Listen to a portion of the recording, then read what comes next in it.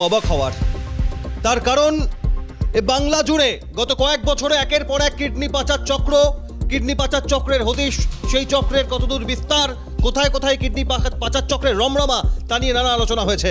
কিন্তু আর এবার কিডনি পাচার চক্রের সঙ্গে যোগ এক আইনজীবী কিডনি পাচার চক্রের সঙ্গে যুক্ত, তাকে গ্রেফতার করেছে পুলিশ। কিডনি পাচার চক্রে গ্রেফতার আইনজীবী।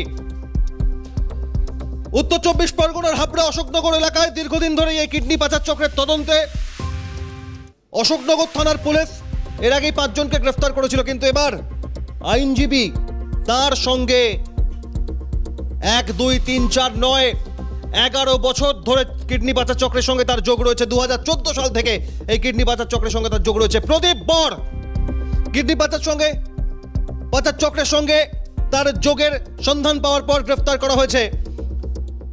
প্রদীপ বর 2014 সাল থেকে এই চক্রের সঙ্গে যুক্ত, এমনটাই তথ্য পেয়েছেন তদন্তকারীরা।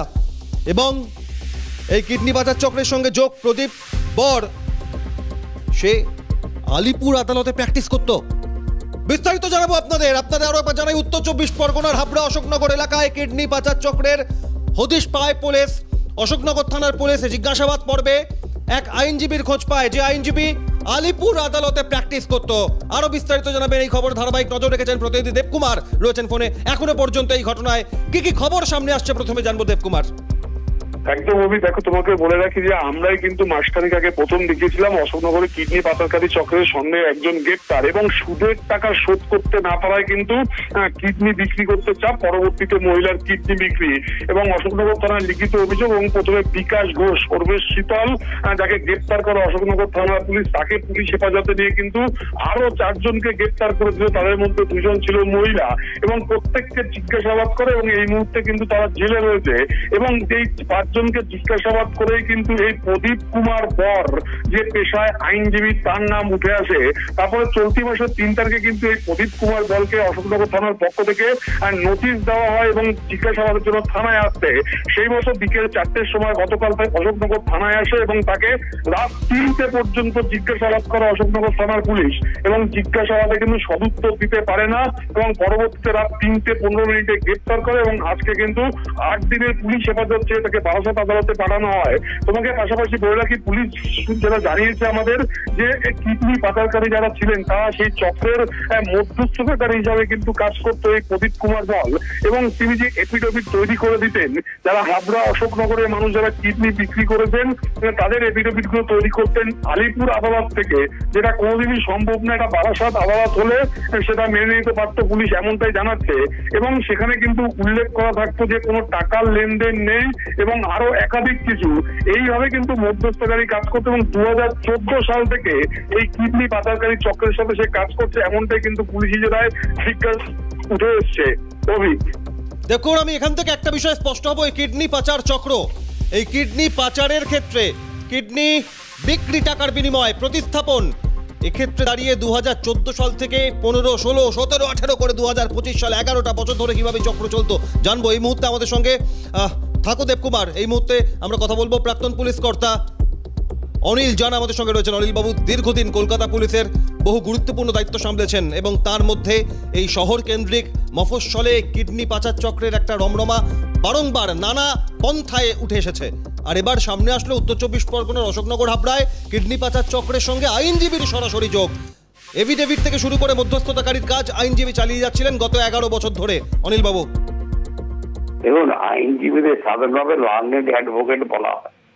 এই প্রফেশনে থেকে যদি এইসব পাচার চক্রে পয়সার জন্য জড়ায়, তো লজ্জা। মানে প্রত্যেক প্রফেশনে কিছু কুলাঙ্গার তো থাকে, এগুলো ওইরকম একটা কুলাঙ্গার আর কি। মানুষ আসলে দেখতে হবে লোভ, যে মানুষটা আছে সে ওটা লোভ কতটা, অতিরিক্ত লোভ আজকে সমাজে মুখ দেখাতে পারবে না। কি বলবেন, সব প্রফেশনে কিছু কিছু তো থাকেই। এগুলোই অসুন্দর। দেখুন, আসলে ডিগ্রিগুলো জাল ঠিক কিনা, জাল কি এখনকার রেজিস্ট্রেশন অবশ্য বার কাউন্সিলের যা রেজিস্ট্রেশনের সিস্টেম আছে তাদের জাল সার্টিফিকেটে হবে না। দেখুন, মানুষ এত লোভী লোক কি করা যাবে, এত জঘন্য কাজ যদি করতে পারে এই প্রফেশনে, একেবারে অনিলবাবু, আমি এখান থেকে দীর্ঘদিন প্রশাসনিক দায়িত্ব সামলানোর অভিজ্ঞতার জায়গা থেকে আমি একটু জানার চেষ্টা করবো আপনার কাছে যে মানবদেহের অঙ্গ পাচার, তার মধ্যে কিডনি অন্যতম, যা বিপুল পরিমাণে টাকার বিনিময়ে বিক্রি বা এই পাচার চক্রের রমরমা বহু ক্ষেত্রে নানাভাবে দেখা গিয়েছে।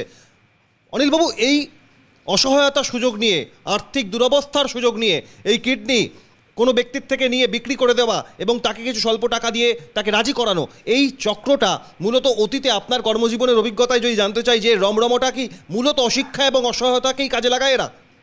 এখন দেখবেন অশিক্ষা মানে আমি একজন অসুস্থ লোক ভর্তি হলো, তার একটা অপারেশন দরকার, যে হয়তো তোর হার্নিয়া অপারেশন বা অন্য কিছু একটা কিডনির কিছু হয়েছে, সেসব অপারেশন করতে গিয়ে যদি এইটা বের করে দেয়, বের করে বেঁচে, সে তো বুঝতে সবার তার নলেজ নেই।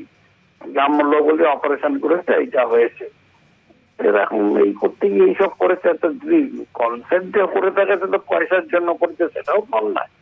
তবে এই জিনিস যে পয়সার লোক এইভাবে একদম হিউম্যান অর্গান বেঁচে দেওয়া, অনেকে যেমন দেখবেন ব্লাড ব্যাংকে গিয়ে ব্লাড দেয়, কেউ সত্যিকারের জেনুইন ডোনার হিসেবে দেয়, কেউ আবার নেশা করে পয়সা জোগাড় করার জন্য ব্লাড দেয়, মানে প্রফেশনাল লাইফটা।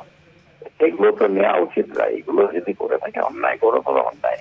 একেবারে এই পরিস্থিতি কোন দিকে যায় নজর থাকবে, তার কারণে আরও কারো যোগ রয়েছে কিনা সেদিকেও খোঁজ রাখছে পুলিশ। জিজ্ঞাসাবাদ পর্ব শুরু হবে। ধন্যবাদ অনিল জানা, প্রাক্তন পুলিশ কর্তা ছিলেন। দেবকুমার দে প্রতিনিধি রয়েছেন। দেবকুমার, হাবড়া অশোকনগর এলাকায় কিডনি পাচার চক্রে এর আগে 5 জনের হদিশ এবং তাদের জিজ্ঞাসাবাদে আইনজীবীর খোঁজ। প্রদীপ বর আলিপুর আদালতে প্র্যাকটিস করতেন, কিন্তু জানতে চাইবো যে এই কিডনি পাচার চক্র একটা সময় উত্তরবঙ্গে তার রমরমার অভিযোগ উঠেছিল। হাবড়া অশোকনগর এলাকায় পাচার চক্রের কাজ কতদূর বিস্তৃত বলে অনুমান, আশঙ্কা, তথ্য পাচ্ছে পুলিশ? নগর থানায় যখন প্রথম অভিযোগ হয় এই শীতল ঘোষের বিরুদ্ধে, তারপরেই কিন্তু পুলিশ সূত্রে আমরা জানতে পেরেছিলাম অশোকনগর, হাবড়া এবং পার্শ্ববর্তী এলাকায় একাধিক মানুষ কিন্তু এই কিডনি পাচার চক্করের খপ্পরে পড়েছে এবং কিডনি কিন্তু তারা বিক্রি করেছে। মূলত গ্রামের অসহায় মানুষ যাদের, তাদের টাকা ধার দিত এই শীতল ঘোষ, টাকা শোধ করতে না পারলেই কিন্তু তাকে বলা হতো কিডনি বিক্রি করার কথা এবং সেই মতো কিন্তু কিডনি বিক্রি করত। এবং পরবর্তীতে কিন্তু এক যুবক তার সাথে 5 লক্ষ টাকায় কিন্তু চুক্তি হয়েছিল কিডনির, কিন্তু শীতল ঘোষ কিন্তু তার সুদের টাকার সমেত কিন্তু তার কাছ থেকে অনেক টাকা দাবি করে।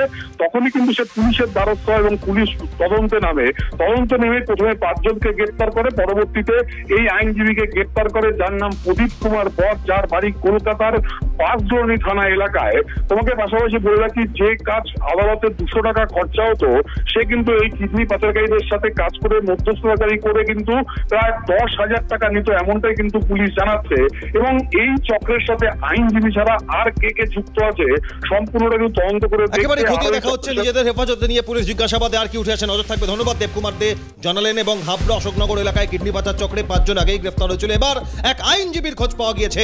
আলিপুর আদালতের আইনজীবী প্রদীপ বর গ্রেফতার কিডনি পাচার চক্রে। এই ঘটনায় অন্য আইনজীবীর কি প্রতিক্রিয়া দেখুন।